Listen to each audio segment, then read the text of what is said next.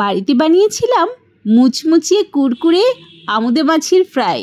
তার জন্য নিয়েছিলাম বেসন, চালের গুঁড়ো, যতটা বেসন নিয়েছি তার হাফ নিয়েছি চালের গুঁড়ো, আর একটা মিক্সিতে পেঁয়াজ, আদা, রসুন আর ধনেপাতা আর একটা কি দুটো কাঁচা লঙ্কা একসঙ্গে মিক্সিতে পেস্ট করে নিয়ে এই মিশ্রণটার সঙ্গে দিয়ে একদম জল ছাড়া মাছের গায়ে এটাকে মাখিয়ে নেব।